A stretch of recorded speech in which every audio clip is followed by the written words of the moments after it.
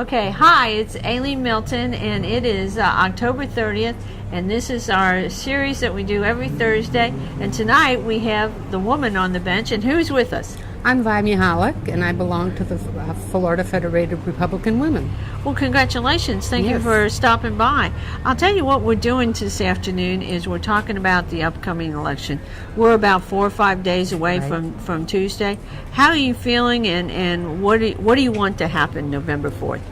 Well, I want our governor back on the job. He's done a great job, and I find him honest, and he's done a wonderful thing for me. To remember me after 9 months. Well, tell me, 10 what months. did he do for you? Oh, well, I was at a convention in Orlando with Republican women, and I had a fractured foot, and I had a boot all the way up to my knee. Uh-huh. And I couldn't walk long distance, so they had a wheelchair. I remember that. That's right. Yeah. And they had to wheel me around. And when we were checking out, my roommate said, she says, Vi, there's no way I can push a wheelchair in 2 suitcases. I says, well, the elevator's just a few doors down. We'll get on that, and I'm sure when we get down, there'll be someone there to help us. And it was a long walk to check out. So when we got down, the doors opened, and who was standing there but the governor?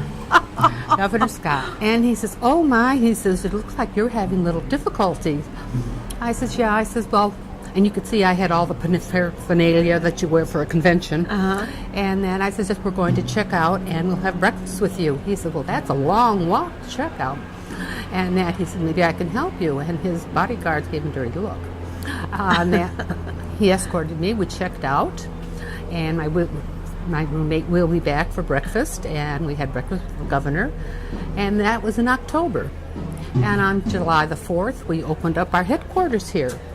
And everybody was greeting him, and I went up and I went to greet him. And he says, oh my, he says, your boot is off. How is your foot doing, Vi? He said, and I was flabbergasted because that was 10 months prior that he remembered me. Oh my goodness! And wasn't that nice of him? What a memory! Okay, What a memory! You Yes. are- He you was are- wonderful, and he's done great things for our state. He has lowered our taxes and all, and I do not want to see a turncoat take over this wonderful state of ours that Governor has provided for us. Okay, let me ask you: have you done your early voting, absentee voting? Or are you going to wait till Tuesday? No, I am done voting, and I have been working here at the Republican headquarters on Wednesdays with the Federated Women, and I did try some phone calling, and that not too much, but I did do that, and I'm looking for a positive turnout. Are you coming on the 3rd to see the governor at Brownwood? I don't know. Is it a little too crowded? It's a little too crowded. Okay. Yeah, it'll be packed, and I know we're going to have 2 fabulous people there. The governor and from No, Texas Governor Perry and Governor Jindal are going to be with yes. us. And my son worked on the elections up in Michigan, and he happened to be invited for lunch because he was on a committee, and he happened to have lunch with Governor Cruz, and he had a nice long conversation with him. Well, that's great. Isn't that great? That's great. And so was very proud of him, and he wants to get more into politics and that, and he's doing that. Whole family are Republicans. From my great-grandfather. Or my grandfather when he came from Poland. No, from my grandfather. Yes. Okay, that's great. Yes. Vi has a friend that she has to meet this afternoon, and so we're going to let her go. But Vi, thank you for stopping by and being part of the Women on the Bench series. Thank you. God bless you, enjoyed and it. thank you for all your volunteering. Oh, I will. And I'm so glad you're out of your boot. And Oh, yes. I think you should try to make it Monday. So let's see if the governor remembers you since I'll July. see if I can remember. Okay. But he'll have so many people around him. You probably won't get near him. Well, I know. Okay. I can get you a special spot behind him. Okay? Okay. Just go in and talk to Ashley, Yeah. and join the rest of us volunteers Yes. on the And we stand. did go to a luncheon. Was it Eustace girls that they had, and his wife was there. We brought books, and she's a lovely lady. Oh, she is. She is married his fantastic. high school sweetheart, and she is just adorable. She is. I like agree. her a lot. I agree. And it's a wonderful family. Well, God bless in you, this. Vi, and you have a wonderful evening. And will. I will see you here back at Scott re-election headquarters. We'll see you here. And Right. we'll celebrate on November 4th. Okay? Yes. We have to. We're celebrating on November 4th? Well, we're going to actually, Ashley is going to have the Republican office open here. For the and I know elections, for the election. so we can watch it. And so that she's going to have, in fact, she just had the big screen TV put in this afternoon. And so we'll be able to watch the results coming in. Yes, I plan on And being for that. let's keep praying, okay? Oh, Florida needs to stay a conservative state because what happens in Florida in 2014 is going to affect what happens in D.C. in 2016. That's God right. bless you. Bye. God bless you. Thank you. I think you're wonderful. I'll see you. Okay. Allie. Bye-bye. Bye. Hi, it's Aileen Milton. We're still on the square. Village is on the square. And with us tonight is... Tom Cochran. How you doing, Tom? Doing well. How are you? Pretty good, pretty good. Nice You to see you again. periodically stop by the Village's Tea Party. I haven't seen you recently. Where have you been? I do. I was a member. I just haven't been there lately, but I'm still engaged and active and following current events. What are you doing on for the politics? Well, I call Congressman Nugent and Senators Rubio and Nelson whenever I have concerns or issues, and I listen to my satellite radio talk show programs quite a bit, and that's about it, really. Okay. Well, I'll tell you what. We recently, you weren't at this particular meeting, but we did a survey, and we now have put that up on our website, and it was the top 10 items and what we think is a priority for those items that the new Senate and the new House need to address come in 2015. So take a look at it. It's up on the villagesteaparty.org. It has a separate page. It's the top 10 items for the 2015 Senate and House. And if you want to take a copy of it, we're going to actually probably send out 535, so 435 to the Congress and 100 to the Senate. And we are saying this is your to-do list for the 2015. So take a look at it and then let me know what you think. Okay. But tell me how you're feeling about the election here in Florida. Well, personally, I am, I guess, more conservative. I know you're here to help reelect Rick Scott. I think that's great, and I hope that people wake up and realize that the policies that we have now have not been working. And as a conservative, I would like to see more of that. And I feel that this will be major victory for that, hopefully, towards the awakening towards more conservatism or solutions that are working towards our borders, towards just a lot of the issues that we're facing today. What do you think? If you had, I can tell you what we came up with on our survey, but what would be your top issue? Maybe not for the state of Florida, but let's say on a national level, what is your number one issue right now? Well, I'm not sure what the top issue. I'm very concerned about our border and the debt, our national debt, and Obamacare, repealing that, and because we can come up with a better solution for that. Our border in this Ebola crisis, I'm not really sure why our military is over there other than to try and contain it. Just a lot of mixed messages. I don't have all the facts and information on it, but Ebola is a very big concern. We want to watch that, and I just listen to the talk radio and try to stay current on events and follow up on what's going on.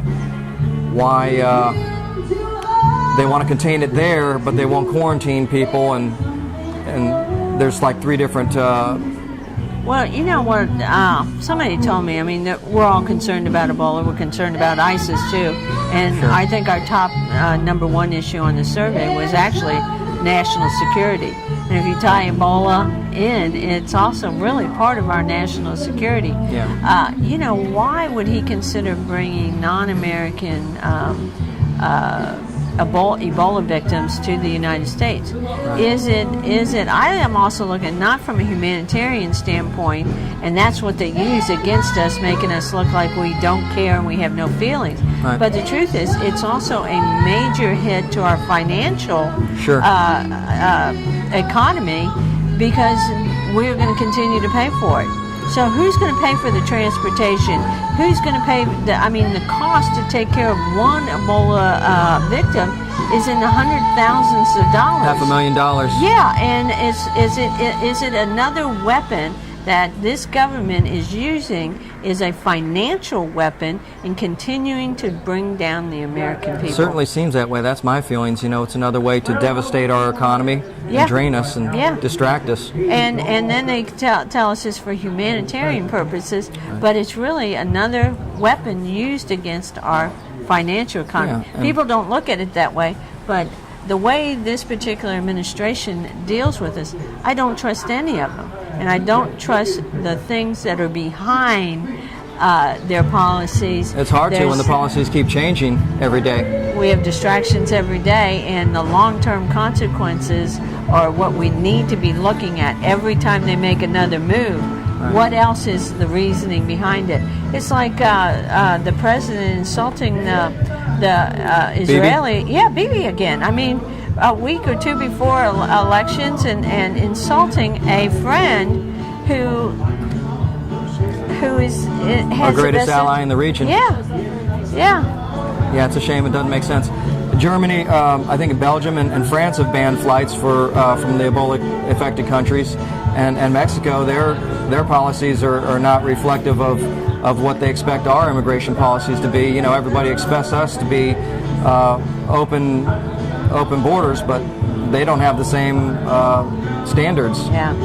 Well, Tom, have you voted? Have you voted yet? Or you done it?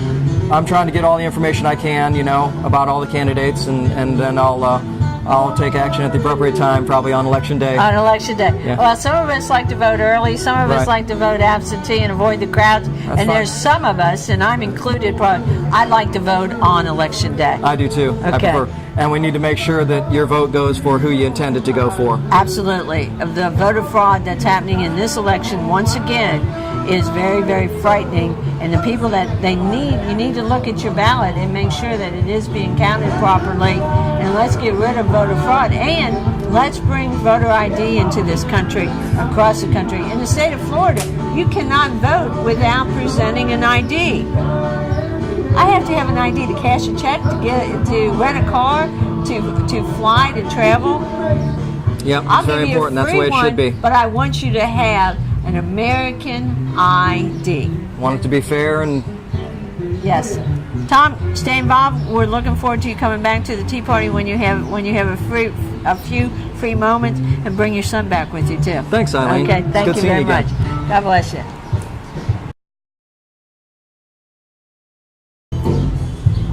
Hi, it's Eileen Milton, and it's still October 30th, and we're doing our Voices from the Square and our Woman on the Bench series. And with me tonight is Lavonia Joey Self, and she is going to be our guest speaker at the Villages Tea Party on Monday, November 3rd. And she has written a book. She served 30 years in the military. She was a colonel. She served under Petraeus. And she has a book called Caught in the Crossfires. And she's going to present her story and what the government did to her after serving her country for 30 years. Let's welcome Lavonia to the Women on the Bench series. Thank you. How are you doing? I'm great. How I'm are terrible you? on names. I'm sorry. Yeah. But I understand that we've been talking tonight about the upcoming election, and I understand that you're not allowed to vote. That's correct. I'm not allowed to vote. After 30 years of military service, I'm not allowed to vote for what I was accused of doing, but never felt like I was guilty Okay. of a federal offense. And as a result of pleading guilty after being Sort of ramrodded. threatened to take my military retirement if I didn't plead guilty. I pled guilty, and I've luckily got my military benefits as a result, but I never felt I was guilty, and still don't today. Well, tell us a little bit about your story, and how did you end up in the Villages? And I was assigned to Central Command in MacDill Air Force Base in Tampa from 2003 to 2006. So I knew I was selected for Colonel 06, and I had to stay 3 more years beyond 2006 in order, to get my Eagles. By the way, General Petraeus pinned my Eagles on me, which I'm very proud of. And so I knew that I was going to retire somewhere in a very short period of time. And I had seen on TV the advertisements of the Villages, and I liked what I saw. So I bought a villa here, a 2-bedroom villa in the Villages in 2008. Here you are. Here I am today. Well, tell us about your service, and tell us about give us just a little preview of what we're going to learn on Monday night. Okay, what you're going to learn on Monday night is who I am, who I truly am, not who I was accused of being. My upbringing, the solid foundation of my parents and their values and beliefs. And it goes on from there until when I joined the military service. And that was in 1978. I enlisted as a Private E1, and I enjoyed the discipline of the military, and I loved the travel and the opportunity to get more education. So given those, and also the knowing my paycheck would be in the mail on the 1st of every month. Given those factors, I ended up making it a career. And the book goes on to talk about some of my assignments that I had in the military, to include on 9/11 I was in the Pentagon, and I was called back to duty that day to help to evacuate the wounded and the casualties of 9/11. And then it also goes on to talk about my experiences in time that I spent in Iraq during the Gulf War. And after the Gulf War, it talks about the 2 years that I spent during the Iraqi Freedom Campaign under General Petraeus. And then finally, it talks about why I had a breakdown and have been treated for post-traumatic stress disorder as a result. When I came back from my last tour in Iraq, the federal government, under Holder, Department of Justice, prosecuted me for a crime. They said I took a $9,000 bribe on a $13 million contract, which I never felt I was guilty of. But my lawyer, it wasn't them, because I didn't deal directly with them. My lawyer was the intermediate between me and the Department of Justice. And I wasn't privy to a lot of their conversations. But I was told that if I did not plead guilty, that I would lose my military retirement. Let me ask you. I mean, the truth is, who needs to be impeached in this administration? Everybody. In my opinion. Well, let's start with which one might be workable. And I think the one that we truly need to impeach is Eric Holder. He needs to be impeached. He's gone now. He resigned. But he hasn't gone. Okay, I look at it a little bit different. I look at it more long term. Eric Holder may be leaving and getting out as the head attorney, but he is a mouthpiece for Obama, and he will go out of this administration. He will travel across this country and continue to be Obama's mouthpiece, and possibly also reviewed as a possible a Supreme Court justice. I'm saying we need to stop Eric Holder in his tracks today. And the American people have to look at the long-term consequences of Eric Holder still being in any form or fashion being involved. And I think you know from your own personal experience how deadly Eric Holder's office is. Have you thought about it from that perspective? Yes, I agree. I think they're evil, and God's will prevail. Yes, it will. And that is what's kept me alive, besides my little Buffy. What's kept me alive is knowing that at the end of the day, God will have a say over what has happened to me. And I know justice will prevail at that day. Well, I understand that your book was announced and it became #1 bestseller list today. Yes, that's what I was told by the publisher this morning. Is my book made #1 bestseller on Amazon, and I am so happy because I want my story out, and I want everybody to know who I really am, not who the media painted me to be. Let me ask you: are you going to have your books available for sale at the Tea Party on Monday night? Absolutely. Okay, you've heard it. We will be introducing. Her nickname is Joey Self, and she will be with the Villages Tea Party Monday night, and we're going to hear the story and the truth behind the story, and with her book, Caught in the Crossfires. And she is also probably, I'm sure, going to share your feelings and some of your experiences with Petraeus. Absolutely. He's a marvelous man. I can't say enough about him. I really feel like he was framed also because during my process with the Department of Justice, they kept trying to pry me to get me to give information on General Petraeus, in that he possibly knew that there was criminal acts going on, and I don't know that, never knew that to be a fact. All I know is he's an honorable man in my book and always will be. God bless you, Joey, for being with us tonight, and we will see you Monday.